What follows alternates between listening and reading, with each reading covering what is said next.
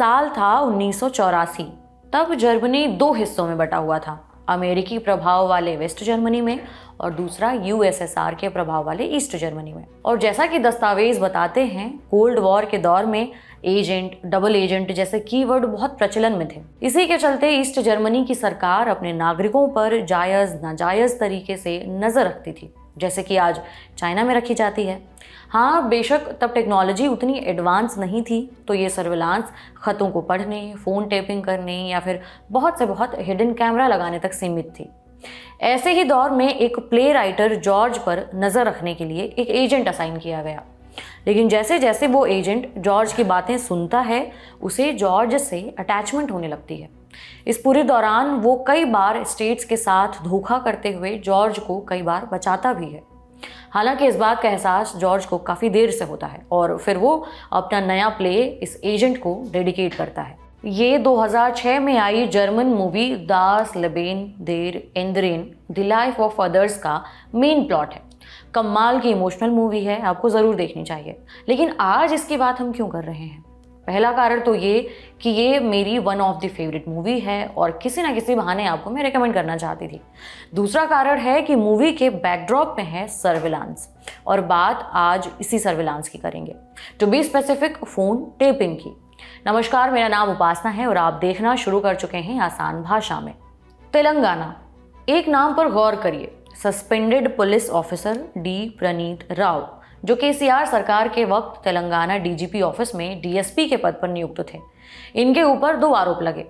पहला कि ये विपक्ष के नेताओं का फ़ोन टेप करते थे। दूसरा, इन्होंने कई सरकारी इलेक्ट्रॉनिक डिवाइस से इंटेलिजेंस की जानकारी गायब कर दी।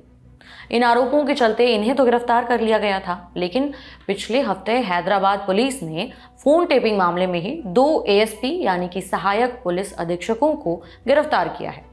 इनके ऊपर क्या आरोप लगे हैं कि ये दोनों अधिकारी गैर कानूनी तरीके से लोगों के फ़ोन टेप करते थे, और इनके ऊपर ये आरोप भी लगा कि डी प्रणीत राव के साथ अपने कनेक्शन का सबूत मिटाने के लिए इन्होंने सरकारी संपत्ति को नुकसान पहुंचाया।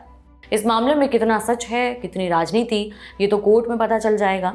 लेकिन इस पूरे प्रकरण से जो चीज़ चर्चा में आई है वो है फ़ोन टैपिंग। उसी के बारे में हम बात कर रहे हैं। हेलो, XYZ से बात हो जाएगी क्या?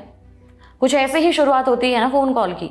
लेकिन अगर आपके फ़ोन की घंटी के साथ कहीं और भी एक घंटी बजे, तब मतलब कि कोई और भी आपकी बातें सुन रहा हो तो, और सिर्फ एक कॉल नहीं, हर कॉल, आपके हेलो बोलने से लेकर आपके आखिरी में बाय बाय बोलने तक, सब कुछ तीसरा इंसान सुन रहा हो, उन सभी फ़ोन कॉल्स के ज़रिए एक चीज़ की मॉनिटरिंग हो, आपकी प्रोफाइलिंग हो, इसे ही कहते हैं फ़ोन टैपिंग।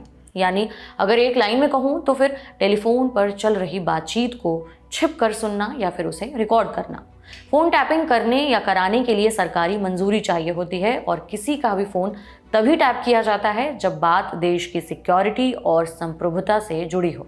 इसे उदाहरण से समझिए। अगर किसी क्षेत्र में किसी बड़े खतरे की आशंका है, जैसे कि किसी आतंकी हमले की या फिर नक्सली घटना की आशंका है, ऐसे में इंटेलिजेंस एजेंसियां या पुलिस उन लोगों के मोबाइल फ़ोन टैप कर सकती है, जिससे उन्हें आतंकियों के ठिकाने या फिर उनके प्लान का पता लगने की संभावना हो। लेकिन फ़ोन टैपिंग कोई हलवा चीज़ नहीं है। भारत में इसके लिए एक पूरी तरह से सेट प्रोटोकॉल है।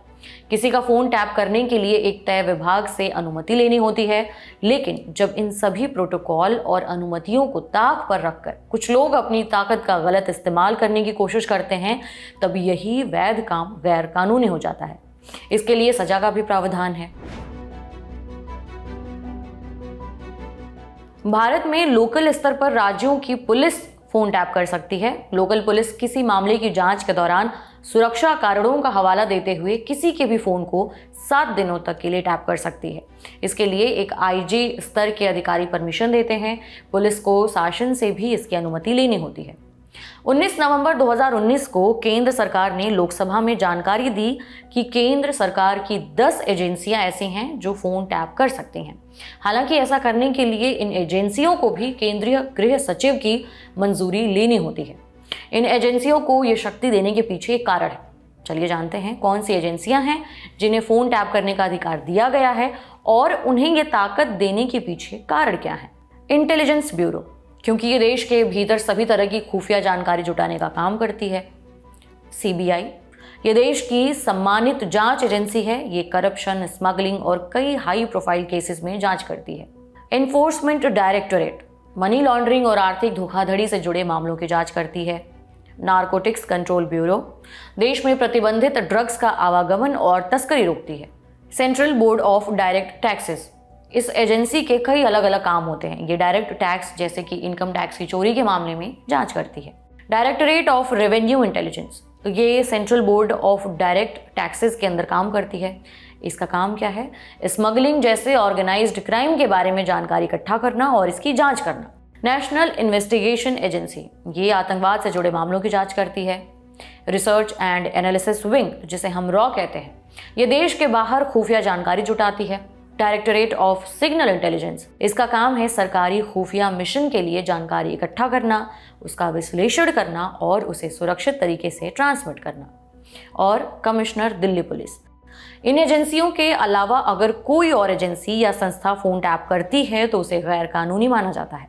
हालांकि सीबीआई और वित्त मंत्रालय को बिना गृह मंत्रालय की इजाजत के भी 72 घंटे तक फोन टैप करने का अधिकार दिया गया है।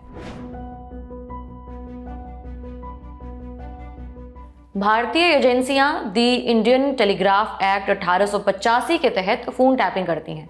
इस एक्ट में ऐसे प्रावधान हैं जिसमें यह बताया गया है कि किन परिस्थितियों में सरकार आपका फोन टैप कर सकती है। इसी एक्ट के सेक्शन 5(2) के अनुसार केंद्र या राज्य सरकारें फोन टैप करवा सकती हैं अगर उन्हें लगता है कि सार्वजनिक सुरक्षा पर कोई खतरा है, देश की अखंडता और संप्रभुता को खतरा है, किसी हिंसक घटना को होने से रोकने के लिए और राष्ट्र की सुरक्षा को खतरा है तब। हालांकि इसमें प्रेस को लेकर के एक अपवाद है। अगर कोई प्रेस मैसेज किसी सरकार द्वारा मान्यता प्राप्त संवाददाता की तरफ से भेजा गया है तो उसे इंटरसेप्ट करने की कोशिश नहीं होगी। इंटरसेप्ट यानी कि किसी भेजे हुए मैसेज को बीच में पढ़ने या फिर सुनने की कोशिश करना, जिसमें भेजने वाले और रिसीव करने वाले की मंजूरी नहीं होती है। लेकिन इस प्रेस की आज़ादी में भी एक पेंच है। यह आज़ादी प्रेस को तभी तक है जब तक इसे प्रतिबंधित नहीं किया जाता। फोन टैपिंग करने वाली एजेंसियों को भी लिखित में टैपिंग का कारण बताना होता है। द इंडियन टेलीग्राफ एक्ट 1885 का संशोधन किया गया 2007 में। तब तक संबंधित विभागों के अधिकारी फोन टैपिंग की मंजूरी दिया करते थे, पर 2007 में इस एक्ट में संशोधन के बाद सचिव स्तर से मंजूरी लेना अनिवार्य कर दिया गया। संशोधन के अनुसार फोन टैपिंग के लिए अगर केंद्र सरकार से मंजूरी लेनी है तो इसकी मंजूरी केंद्रीय गृह मंत्रालय के सबसे शीर्ष अधिकारी यानी कि गृह सचिव दे सकते हैं। वहीं राज्यों के मामले में इसकी मंजूरी राज्य के गृह मंत्रालय के सचिव दे सकते हैं। इनकी अनुमति के बाद ही फोन टैपिंग का काम शुरू किया जा सकता है।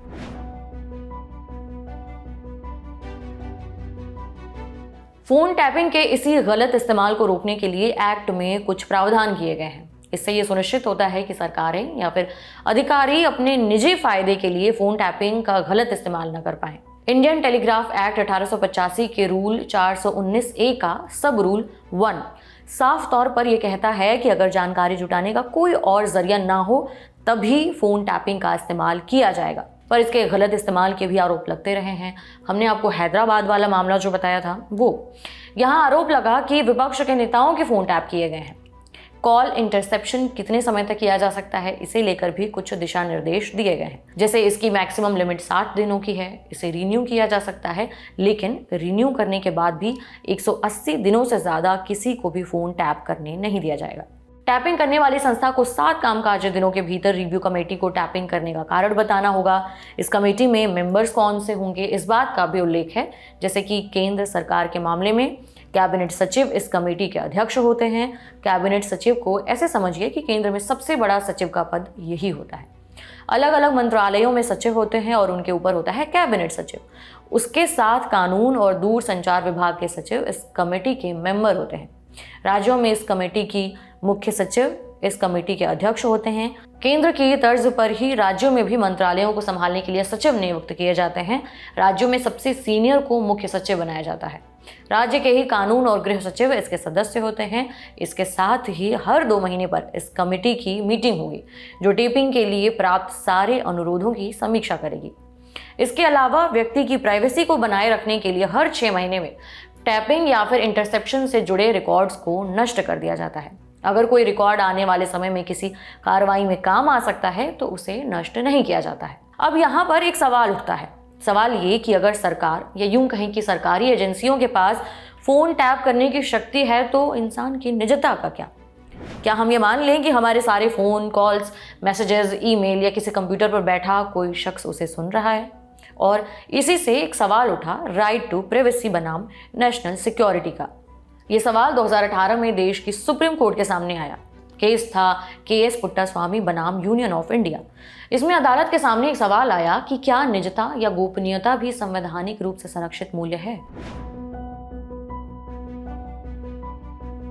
इस मामले में याचिकाकर्ता ने कहा कि व्यक्ति की निजता का अधिकार संविधान के अनुच्छेद 21 में मौजूद जीवन और व्यक्तिगत स्वतंत्रता के अधिकार का आंतरिक हिस्सा है। लिहाजा मौलिक अधिकारों के संरक्षक के रूप में सुप्रीम कोर्ट इस अधिकार की रक्षा करे।